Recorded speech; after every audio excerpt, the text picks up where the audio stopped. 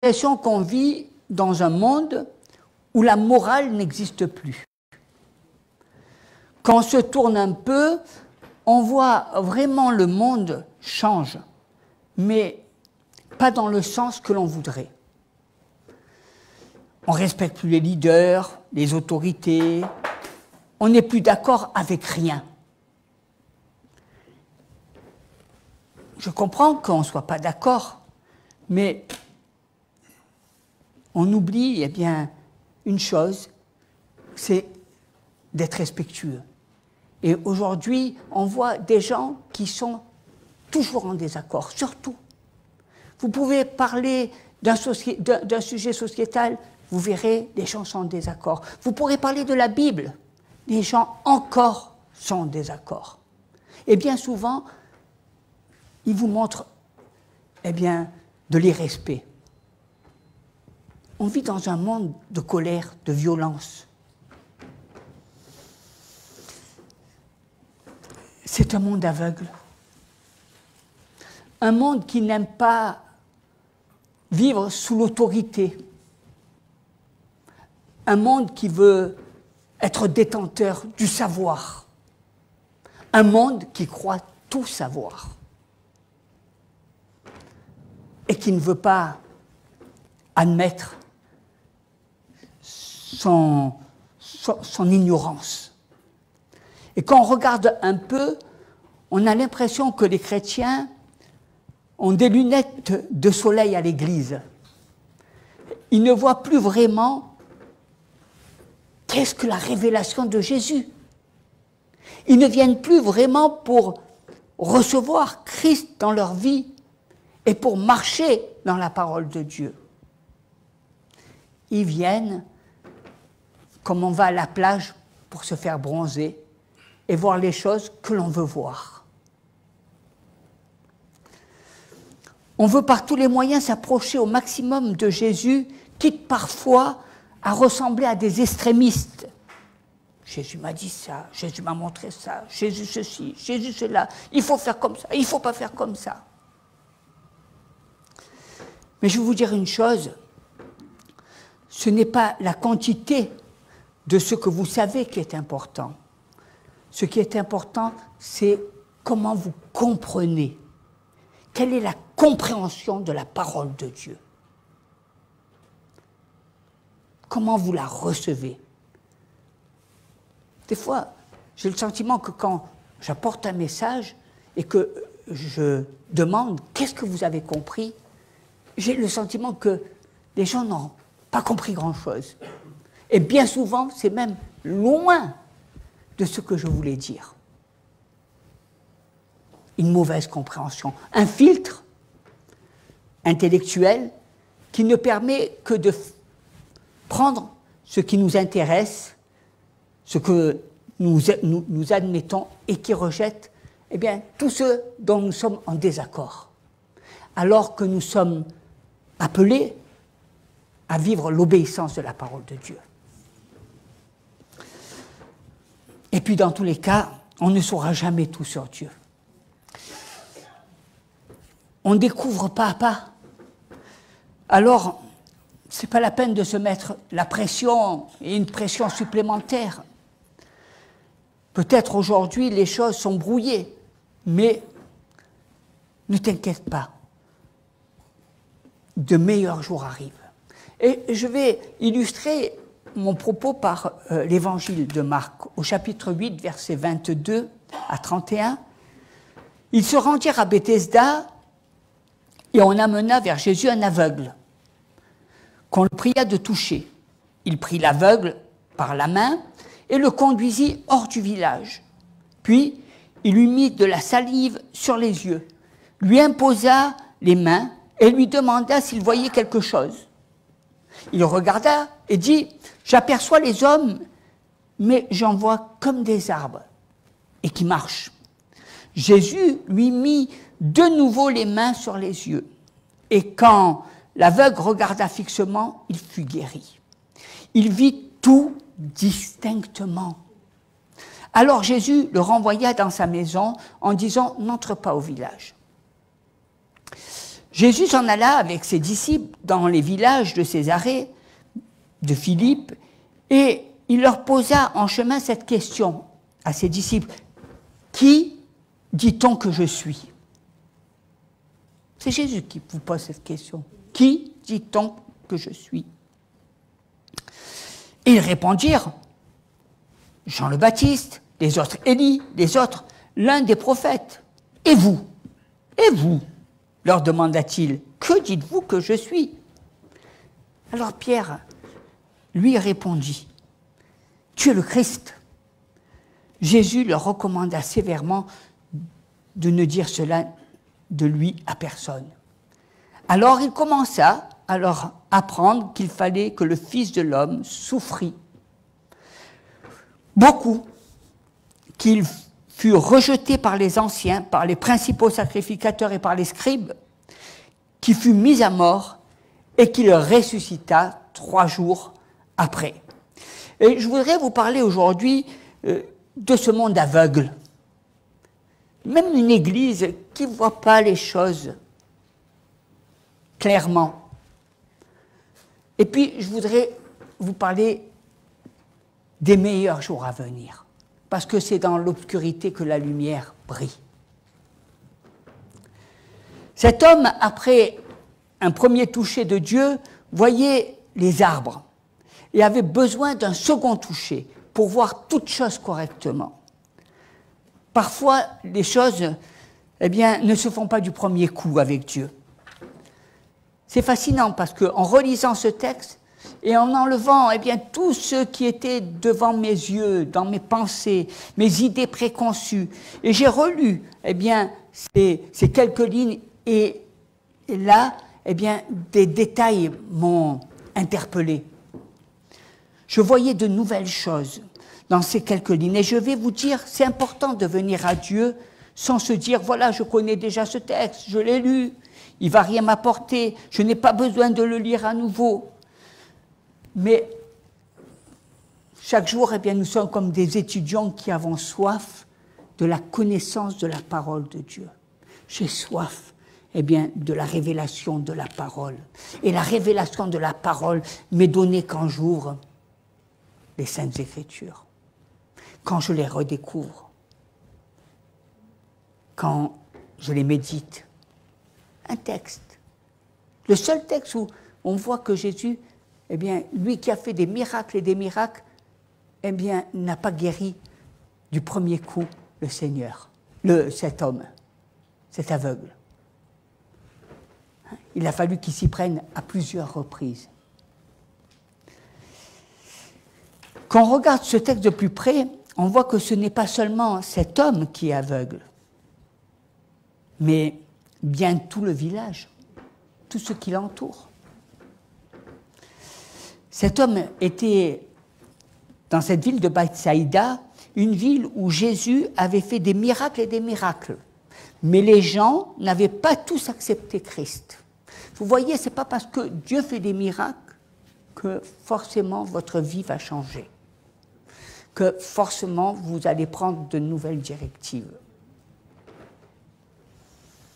Parfois, c'est bien plus facile pour un aveugle de voir Jésus que pour ceux qui ont des yeux normaux.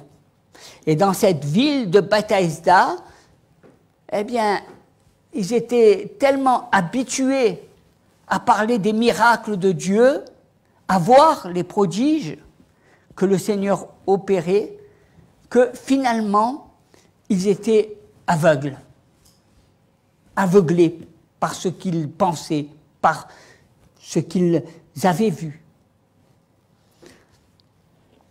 Et dans ce texte, Jésus en a bien conscience. Et il se méfie. Il sait que ces gens sont aveugles. C'est pour cela qu'il dit à ses disciples, que dit-on que je suis? Vous imaginez, et les gens ils répondirent, Jean le Baptiste, les autres Élie, les autres, l'un des prophètes. Est-ce que vous pensez que c'est normal qu'après tout ce que Jésus a fait, on l'appelait comme ça? On voit vraiment que finalement tout ça s'est brouillé. malgré tous les miracles que Jésus avait faits, eh bien, les hommes étaient dans cette confusion, dans cet aveuglement. Et on voit que la confusion régnait parmi tous ces gens. Et de nos jours, il y a plein de choses qui se passent, mais les gens refusent de croire en Dieu. Parce que les gens, ils veulent rester dans le monde, c'est ça? Oui, aveugles, aveuglés par le monde, aveuglés par leurs pensées, aveuglés par leurs passions, aveuglés par leur raisonnement, aveuglés par ce qu'ils en ont fait de la parole de Dieu, parce qu'ils l'ont interprétée à leur manière, et puis ils l'ont mis dans une case sans la revisiter, sans revoir, sans avoir vraiment la révélation de Jésus. La révélation de Jésus. Et puis, il y a des degrés d'aveuglement. Et même Jésus a demandé à ses apôtres en disant « Et vous? Vous imaginez que le monde pense que ces personnes pensent que tu es Jean le Baptiste, que tu es un apôtre. Mais ces apôtres, les gens, les disciples, ceux qui étaient avec Jésus, il leur dit « Et vous? Et vous? Que dites-vous que je suis ?» Ici, on se jette sur la réponse de Pierre, parce qu'on pense, ah oui, mais Pierre, il a répondu ça. Mais on oublie les 11 autres personnes qui n'ont rien dit. Pourquoi ce silence? Il n'y aurait que Pierre qui aurait eu la révélation de Jésus, alors que les autres ont partagé le même pain, la même nourriture, les mêmes paroles. Pourquoi ce silence? Et honnêtement, le silence des 11 personnes pèse plus lourd que la parole d'une personne. Comment se fait-il que tous ces apôtres qui marchaient avec lui, et qu'à cette question, il n'y a qu'une personne qui réponde? Ce silence peut en dire long. Les gens se taisent. Les gens ne disent pas. Les gens, au lieu de dire tout haut ce qu'ils croient, ils gardent les choses pour eux. Ils ont honte, ils ont peur de ce que les autres peuvent penser. Ils ne veulent pas créer de polémique. Ils ne veulent pas qu'il y ait de discorde. Ils ne veulent pas s'affirmer et dire vraiment ce qu'ils ressentent. Beaucoup de chrétiens ont presque honte de l'Évangile. Je ne vais pas heurter ma sœur, je ne vais pas heurter telle personne, je vais prendre des gants, je ne vais pas dire ce que je pense. Le Seigneur, l'Esprit de Dieu fera son travail. On se trouvera toujours de bonnes excuses pour ne pas dire la vérité. Imaginez Jésus ayant un comportement et ne disant pas la vérité. Bien souvent, il était cinglant parce qu'il disait des choses qui gênaient, qui dérangeaient au-dedans de la personne. Ça en veut dire long. Il y a tellement de chrétiens dans le même cas en marche, on ne sait pas vraiment où ni avec qui on est. Je suis chrétien, mais je marche dans le monde, je crois, mais je ne sais pas. Est-ce que tu as la révélation de Jésus? Est-ce que tu marches dans la lumière? Est-ce que la parole t'a été dévoilée? C'est tellement important. C'est vraiment terrible de mener des gens comme ça, qui vous savez, qui savent pas, ou alors qui vont même des fois être irrespectueux de suivre des leaders, et de ne même pas réaliser. Ils sont aveugles et veulent amener encore d'autres âmes dans l'aveuglement. Tout ça pour briller, tout ça pour montrer qu'ils en savent même plus que les autres. Au lieu de chercher l'humilité.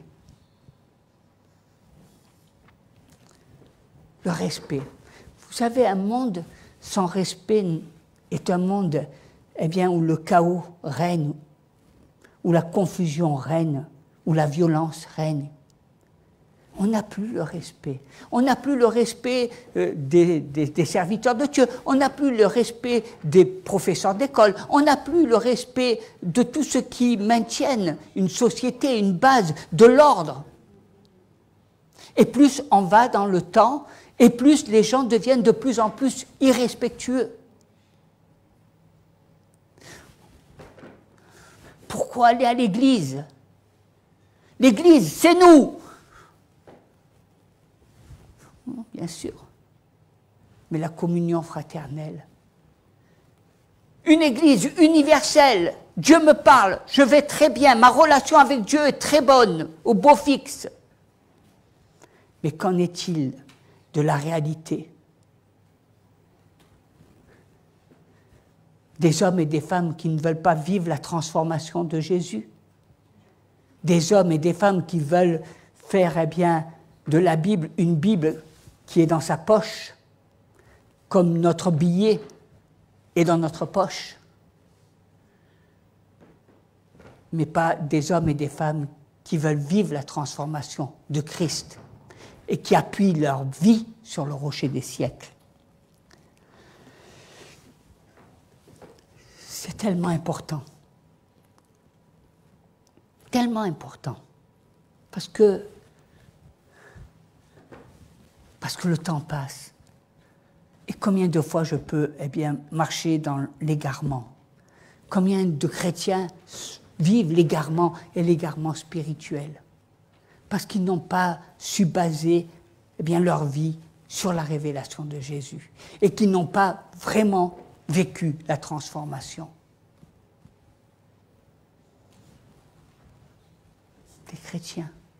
Des chrétiens souvent non transformés, des chrétiens qui sont comme ceux du monde, qui croient en des symboles, qui connaissent la parole, mais qui ne la vivent pas et ne la mettent pas en pratique. Je ne veux pas seulement parler de Jésus, mais des leaders dans votre vie. Une fois, on était invité par un maire qui avait invité tous les gens qui ouvraient des commerces. Et puis, quand je me suis adressé, il y avait notre frère Limimon au maire, j'ai dit « Monsieur le maire ». Il y avait quelqu'un en jean débraillé les pieds sur les chaises dans la mairie, et puis qui parlait au maire comme si c'était un torchon. Plus de respect. Vous ouvrez la télévision, il n'y a plus de respect. On ne respecte plus rien. C'est chacun qui se bat, moi j'ai raison, moi c'est comme ça, moi c'est ceci, moi c'est cela. Le respect. Des fois même des personnes sont irrévérencieux vis-à-vis des personnes plus âgées. On a l'impression que les mômes, ils veulent faire la guerre aux grands, alors qu'ils sont devant des personnes qui ont de l'expérience, qui ont un vécu. Mais moi, je sais tout. Toi, tu sais rien. Retourne. Va au landau et commence à te refaire, qu'on te mette encore des langes. Et qu'on t'apprenne à marcher dans les voies de Dieu et dans la parole.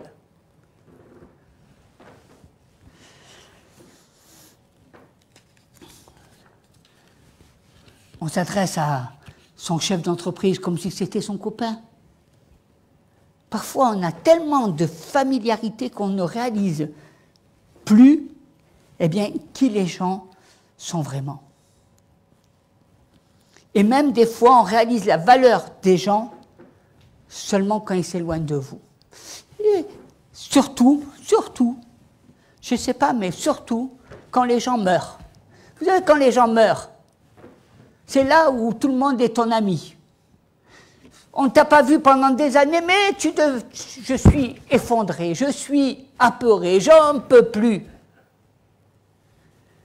C'est de son vivant qu'il faut, c'est quand la personne est vivante qu'il faut que tu manifestes eh bien, ton amour et ton affection. C'est pas quand elle est morte.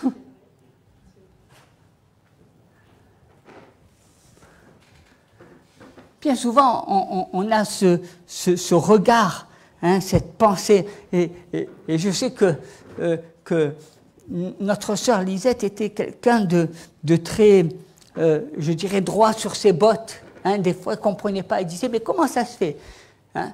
Les gens, ils viennent tout le temps à l'église, et eux, eh bien, ils doivent se taire. Et ceux qui viennent que de temps en temps, eux, ils ont tous les droits. Pourquoi? Parce que c'est le monde. Le monde qui sait pas, qui ne mesure pas. Un monde égoïste, un monde qui croit, qui ne voit que lui.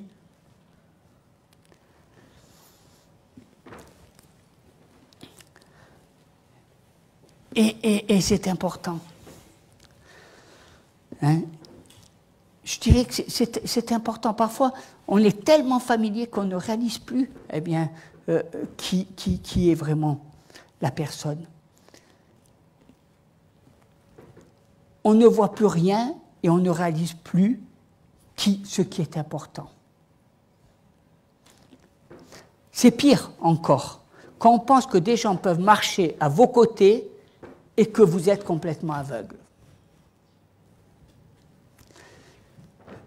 L'indifférence fait des ravages. Cette neutralité, ne rien dire. S'enfermer dans un consensus silencieux. Je ne suis pas d'accord avec toi, mais je ne dis rien. Mais si je dis rien, c'est que je suis d'accord avec toi.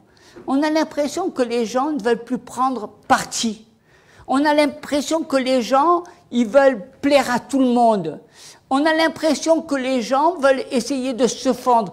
Mais cette personne, elle pense ça, je suis d'accord avec toi, mais je ne suis pas d'accord avec elle, mais je suis d'accord aussi avec toi. On a l'impression que les gens, c'est des girouettes, ils sont tantôt d'un côté, tantôt de l'autre, tu les habilles, tu les déshabilles, et ils disent rien.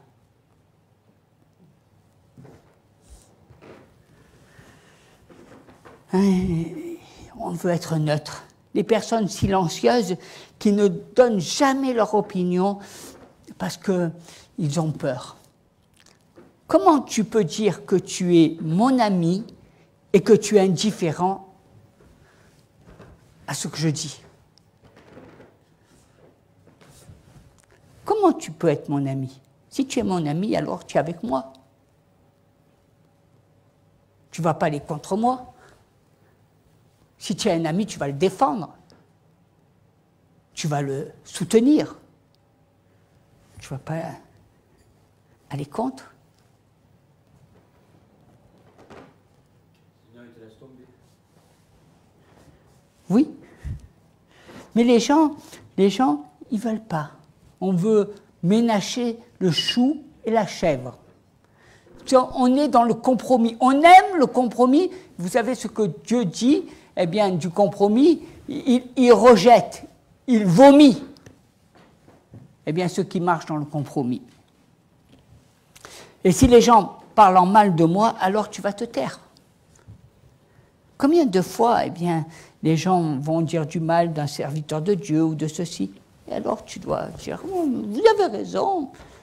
Même si ton cœur dit, je ne suis pas d'accord, soyons honnêtes, soyons francs, soyons droits, qu'est-ce que c'est ces gens, ces valeurs, quelle est cette humanité des hommes tortueux, des femmes tortueuses, perfides? Est-ce que nous sommes chrétiens? Est-ce que nous avons les valeurs de Jésus-Christ? Où est-ce qu'on est? Dans quel monde nous vivons? C'est une phrase que souvent on dit, dans quel monde nous vivons? Jésus dit, que dit-on que je suis? Et toi, que dirais-tu? Est-ce que tu te tairais? Est-ce que tu vas rester silencieux? Est-ce que tu vas faire comme les 11 qui vont dire oh, « moi, pas de vague hein, je veux pas faire les choses ». Les personnes qui ne disent jamais rien, eh bien, c'est flippant. Hein, je voudrais que vous ne soyez pas comme ça. Que vous soyez d'accord ou que vous ne soyez pas d'accord, mais dites les choses, parlez. Ne soyez pas hypocrite, ne soyez pas à garder les choses pour vous. Vous savez, vous aimeriez être en couple et que votre mari vous cache des choses ou que votre femme vous cache des choses et que chacun vive avec un jardin secret et qu'ils puissent passer leur vie comme ça? Non. Vous aimeriez avoir une relation franche, c'est ce que vous désiriez quand vous avez connu la personne. Vous avez dit, je ne veux rien te cacher et surtout, je ne veux pas que tu me caches quoi que ce soit. Même si ça ne me plaît pas, il faut que tu me dises la vérité parce que je veux que notre relation, elle soit basée sur le roc et pas sur des stratégies humaines ou des pensées ou ce qui me plaît ou ce qui ne me plaît pas. C'est à cela que le Seigneur... Et je crois que le silence des 11 est vraiment long. Et le monde est tellement aveugle, on ne voit plus rien et on ne réalise plus ce qui est important.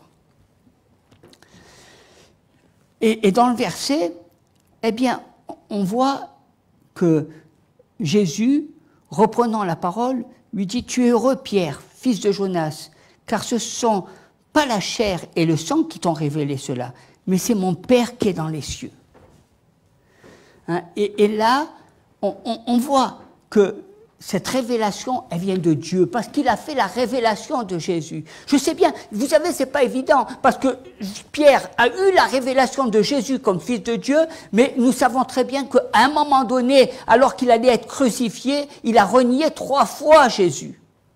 C'est pour ça que je dis toujours que la fin est bien plus importante que le commencement.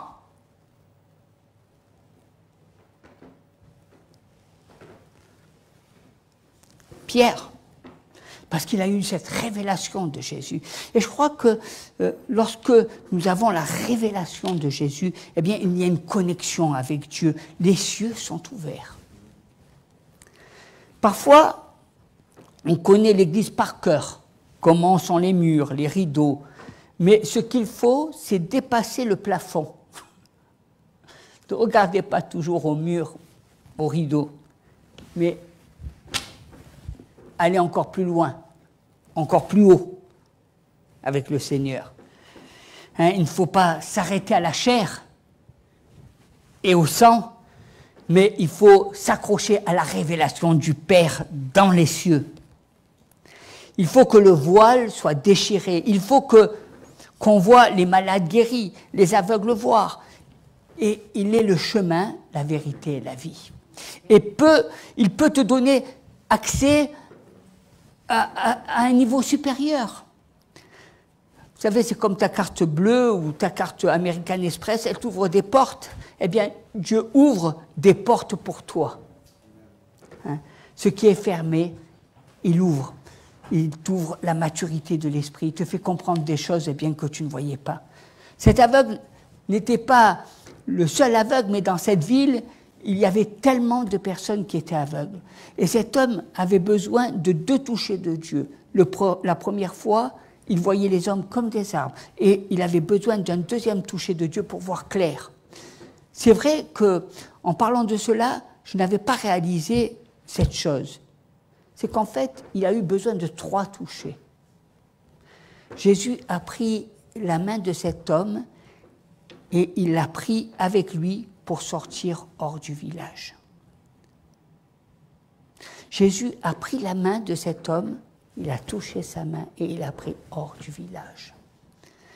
Parce que rien n'avait changé finalement lorsqu'il était dans ce village. Il a fallu qu'il l'amène hors du village, qu'il le sorte de son contexte, qu'il le sorte de ses raisonnements, qu'il le sorte de toute cette philosophie qui s'était créée, qu'il le sorte de tout ce qui s'était créé comme pensée. Je crois que des fois nous avons besoin de sortir hors du village.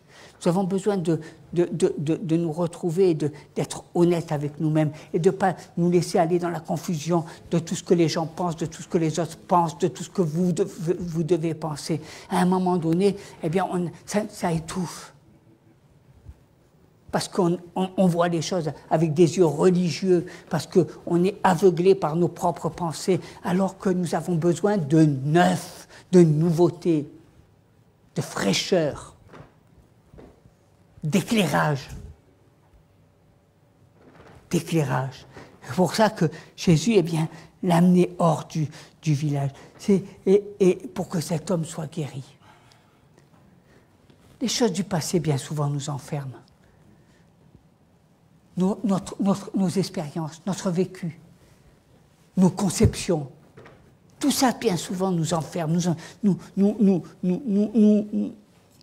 donne, eh bien, de ne pas prendre les bonnes décisions, nous aveugle. J'ai vécu dans tel milieu, j'ai grandi avec telle chose dans mon enfance, mes parents ont vécu ces drames, j'ai subi certaines choses. Nos chocs, nos émotions, notre conception, tout cela, eh bien, fait que nos aveuglements, tout cela, ça nous maintient dans l'aveuglement. Tout cela, ça nous permet de rester. Et je dis bien, ça ne vient pas des églises. Ce n'est pas parce que tu vas changer d'église ou que tu vas aller dans un autre lieu. Ça vient de toi, de tes conceptions. Il faut que tu te revoies à la base. Il faut que tu revoies un petit peu ton passé. Il faut que tu règles tes problèmes. Vous savez, les gens, ils pensent qu'une fois qu'ils seront morts, ils régleront leurs problèmes. Non, c'est de ton vivant qu'il faut que tu règles tes problèmes. Parce que ton passé t'étouffe, parce que ta vie, parce que ta conception, parce que tout ce qui te tient captif, eh bien, t'empêche de vivre libre. C'est pour ça qu'il faut sortir, il faut t'extirper peut-être de ce que tu aimes pour aller, eh bien, dans des lieux nouveaux, des lieux où tu vois les choses avec un autre regard. C'est pour ça qu'il a amené ailleurs. Certainement, cet homme-là, il était content, il avait des amis superbes, il était aveugle, mais il y avait des gens gentils avec lui tous les jours. On l'amenait, on s'occupait de lui, il était aveugle, peu cher. Donc on lui apportait à manger, on lui mettait même la nourriture, eh bien, on lui servait la nourriture à la cuillère. Tellement, il avait des gens super sympas. Hein? Mais il ne voyait pas.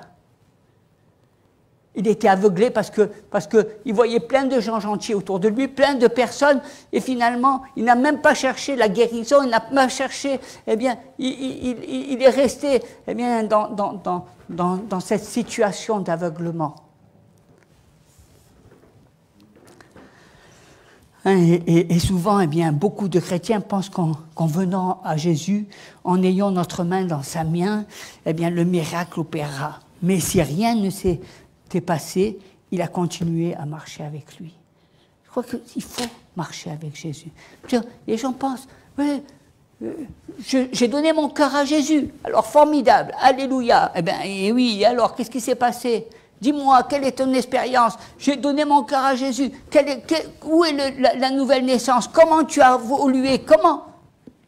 Je vois beaucoup de gens qui donnent leur cœur à Jésus et qui sont dépressifs. Je vois beaucoup de gens qui ont des idées tellement loin de Dieu qu'on se demande s'ils sont chrétiens. Je vois beaucoup de gens qui sont complètement aveuglés, qui sont dans des pensées floues, qui ne voient pas clair. Je vois des gens, eh bien, qui ne veulent pas comprendre. Je vois des gens qui sont même bouchés, que tu as beau leur expliquer, eh bien, ils ont une idée et ils ne veulent pas en démordre.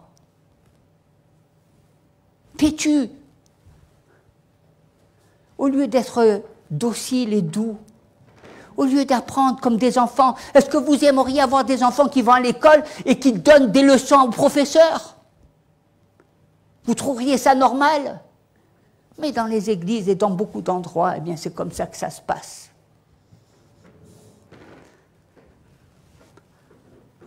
Et plus on va dans notre société, et plus, eh bien, ça devient comme ça.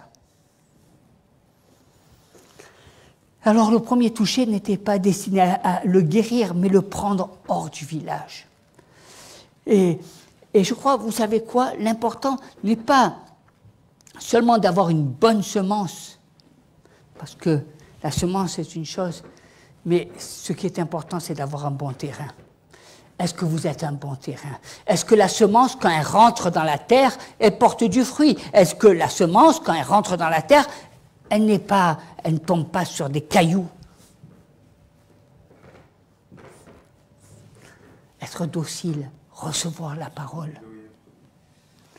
Cet homme était tellement réceptif qu'il a laissé Jésus faire. Et il a suivi Jésus. Est-ce que tu veux suivre Jésus? C'est ça la marche. C'est ça, vivre avec le Seigneur, c'est se laisser guider, c'est se laisser entraîner par le Seigneur. C'est peut-être revenir sur des choses que je pensais acquises et me dire, mais non, tu vois, finalement, ce que je croyais, eh bien, c'est pas ça. Je veux revoir les choses avec des yeux nouveaux. Et donc, il a suivi. Ensuite, Jésus l'a touché en mettant sa salive sur sa main. Et sur le deuxième toucher de Dieu, en lui disant, mais que vois-tu? Vous savez qu'est-ce qui se passe? C'est un test. Qu'est-ce qui se passe? Jésus lui met la salive, il lui met sur les yeux, et il dit, qu'est-ce que tu vois? Il y en a qui diraient, je vois très bien Jésus. Tu m'as fait l'imposition des mains, c'est superbe. Il y a beaucoup de gens qui ne disent pas la vérité. Il y a des gens, beaucoup, qui se voilent la face. Il y a des gens qui vont se raconter, ils vont se mentir à eux-mêmes.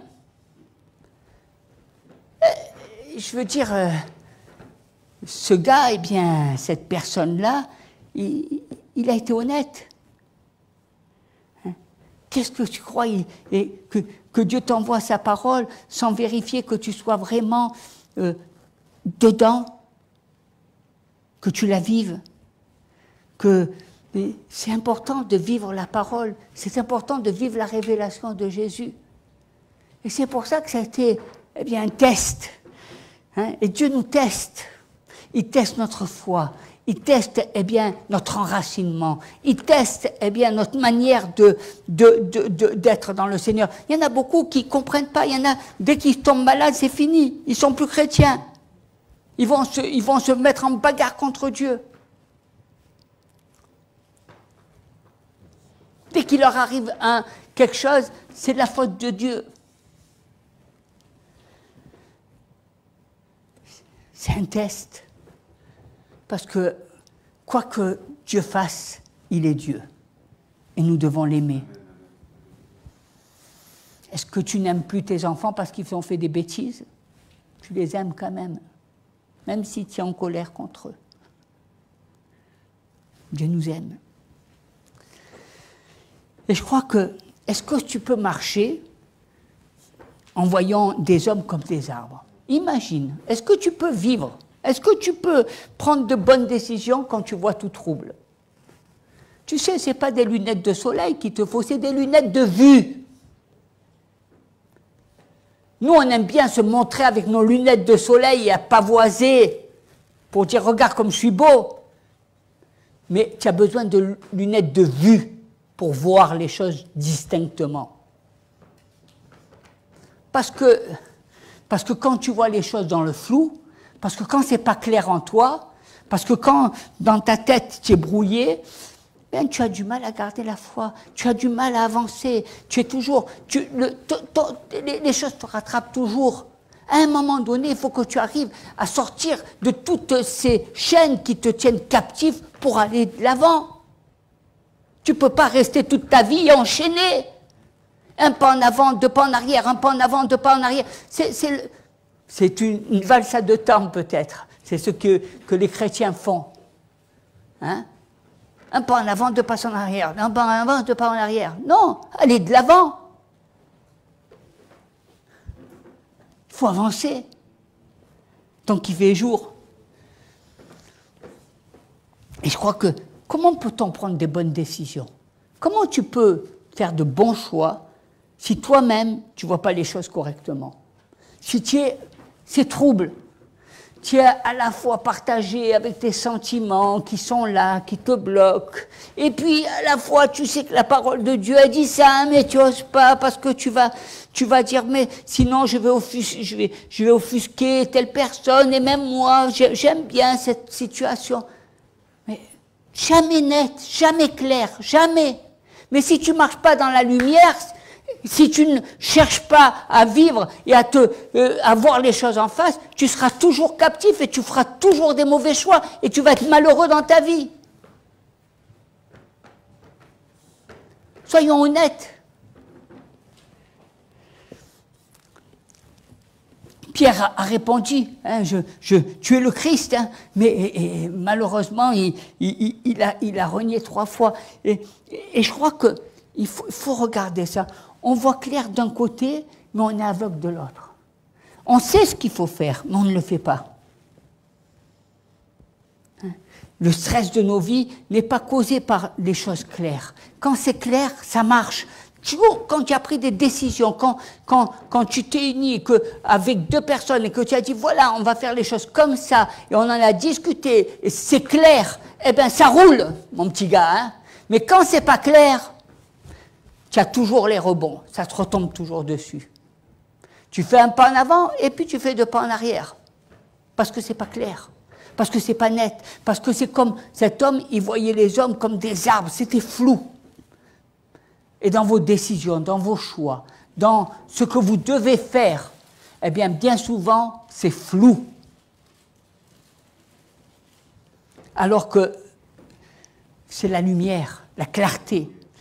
Quand on est clair, eh bien, dans un sujet, ça va tout seul. Il n'y a plus de la confusion.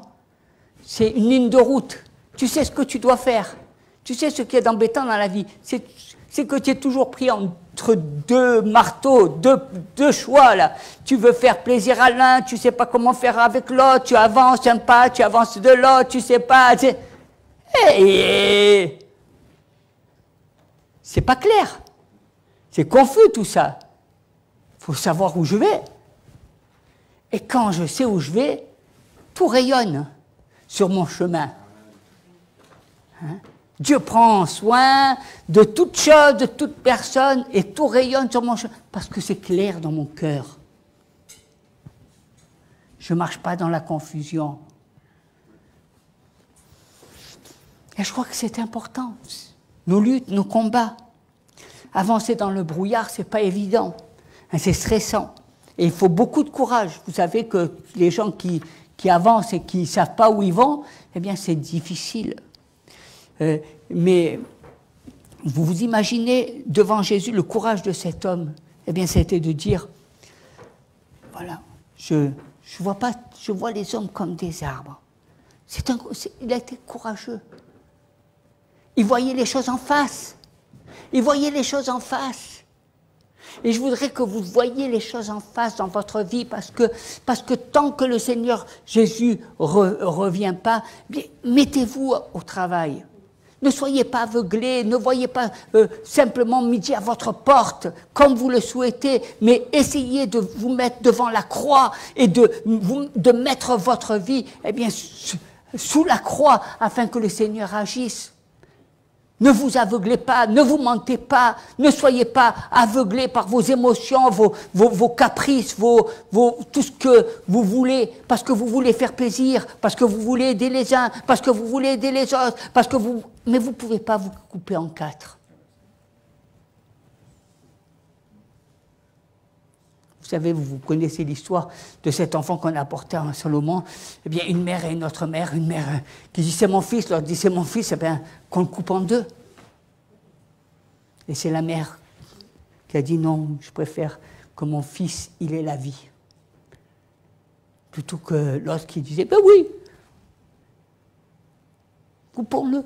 On aime se couper en 2, en 3, en 4, saucissonner. C'est important. Vous savez, c'est important de voir les choses en face, de tirer même des leçons de son expérience, de son vécu. On se considère toujours comme des captifs. On a divorcé, c'est pas de ma faute, c'est de la faute toujours de l'autre. Toujours on cherche des excuses. On cherche, c'est toujours la faute. Il y a toujours le grand méchant dans ma vie. Et il y a le grand méchant loup qui a fait des mauvaises choses. Mais moi, je suis la petite, le petit qui a été privé, qu'on a... Arrêtons de jouer de cela. Reconnaissons nos erreurs. C'est en reconnaissant nos erreurs que nous serons libérés. C'est en voyant les choses en face. Vous savez ce que je retire, et je crois que le fin mot de l'histoire, ce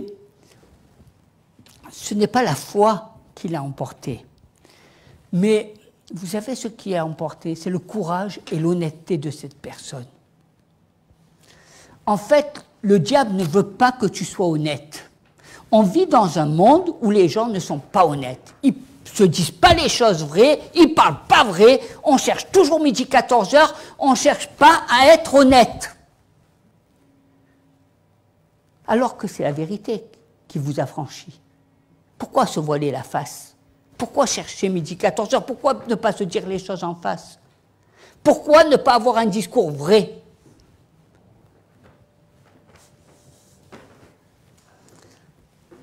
C'est ça. Dans cette histoire, eh bien, ce qui en ressort, c'est l'honnêteté. Le gars, il a dit les choses comme il le ressentait. Je vois, mais je vois des hommes comme des arbres, je vois trouble. Peut-être que toi aussi, tu vois trouble. Mais est-ce que tu veux voir tout distinctement? Peut-être qu'il aurait... Certainement, il y a des gens que, quand ils viennent à l'imposition des mains ou quand ils reçoivent un enseignement, eh bien, ça rentre d'une oreille et ça sort de l'autre. Hein? Mais est-ce qu'ils reçoivent? Est-ce qu'au lieu de dire, tu vois, il y a des choses que je ne comprends pas, je voudrais m'accrocher, j'ai envie de comprendre, je veux savoir ce que Dieu veut dire. Non, c'est la Bible. Moi, je fais comme ça. Moi, je vis comme ça. Moi, je pense comme ça. C'est Dieu. Dieu va se mettre à tes genoux bientôt. T'inquiète, il va venir, il va se mettre à tes genoux, il t'aime. Hein? C'est Dieu qui va se mettre à genoux devant toi. Est-ce que c'est toi qui dois t'agenouiller devant Dieu? Hein? Et je crois que, vous savez, la Bible, elle nous dit, l'humilité précède la gloire. Alors, souvent, si tu veux, viens sur tes grands chevaux, là, et en disant, mais ça va pas marcher, et ça, c'est comme ça, et ça. Voilà, on va se montrer, on vient, là, avec notre culture, notre bagage, notre... allez, on y va, hein, notre cursus, notre... gros chevaux, là, tu sais, notre bagage, moi, j'en connais, hein. Moi, ça fait 20 ans que je suis à l'église, hein. Moi, ceci, hein, moi, cela, hein. L'humilité précède la gloire. Commence à être humble. Commence à marcher dans la parole de Dieu. Ne te vois pas plus haut que tu ne l'es. Ne te prends pas pour quelque chose de plus grand que tu es. Cherche. Celui qui est petit deviendra grand. Mais celui qui veut être grand, il sera rabaissé. Alors, ce que je prie, et je crois que... Vous savez, je dis ça, c'est vrai que des fois, on est toujours, on ne veut pas faire de la peine, on ne veut pas dire... Notre sœur Lisette était comme ça, des fois je disais, pourquoi tu ne dis pas la vérité? Pourquoi tu ne dis pas ce que tu penses? Parce qu'on ne veut pas, parce qu'on ne dit pas, parce qu'on ne veut pas vexer, parce que ceci... Il faut dire la vérité. La vérité vous affranchit.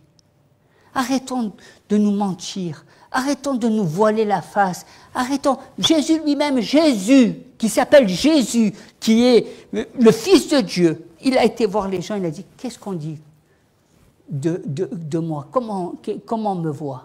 Et qu'est-ce qu'il a dit à ses disciples, à ses amis? Il leur a dit, et toi, qu'est-ce que tu penses de moi? Hein? Qu'est-ce que tu penses? C'est Jésus. Et vous savez, les gens, ils ont été silencieux. Ils n'ont rien dit. Hein? Pourtant, ils aimaient Jésus. On aurait pensé qu'ils auraient dit, ouais, moi c'est Jésus, moi je suis chrétien, moi, oh, ouais, oh. Bien sûr que tu es. Non, ils n'ont rien dit. On vit un peu dans ce monde. On est d'accord avec rien. mais on est souvent comme des poules mouillées. On ne sait pas prendre les bonnes décisions. Tout ça parce qu'on ne veut pas être honnête avec soi-même. Oh, je vais prier. On s'incline dans la prière et Seigneur, eh bien, je te demande de poser tes mains sur tes enfants. Seigneur, il y a des moments où il faut prendre conscience de notre vie. Il ne faut pas toujours penser que la vie, c'est bisounours, que tout va bien. Il y a des choses qui ont besoin d'être réglées dans notre vie. C'est comme une horloge, elle a besoin d'être réglée pour être à la bonne heure. Nous avons tous rendez-vous avec le Seigneur. Et plus nous réglons, eh bien, notre pendule et que nous nous mettons dans le diapason de Dieu, et plus notre vie, eh bien, marche dans la vérité, dans la lumière. Et plus la bénédiction de Dieu nous affranchit de toutes ces choses qui nous tiennent captifs. Seigneur, je te demande de toucher tes enfants, afin que, eh bien, tu leur ouvres les yeux, et que tu leur ouvres les choses d'une manière distinctement. Mets-leur des lunettes de vue, afin qu'ils voient les choses clairement, qu'ils arrêtent de se mentir à eux-mêmes, qu'ils arrêtent de tourner autour du pot, qu'ils n'essayent pas de ménager le chou et la chèvre, mais Seigneur, donne-leur d'être authentiques, vrais, fidèles comme toi tu es fidèle, bons comme toi tu es bon, manifestant la vérité comme toi tu es venu rendre témoignage à la vérité, même si cette vérité t'a conduite à la croix pour sauver ce monde. Seigneur, la vérité vous affranchira. Et lorsque nous apportons, eh bien, au Seigneur tout ce qui nous tient captifs, sans se mentir, sans se voiler la face, Dieu nous libère. Au nom de Jésus. Amen. Soyez bénis.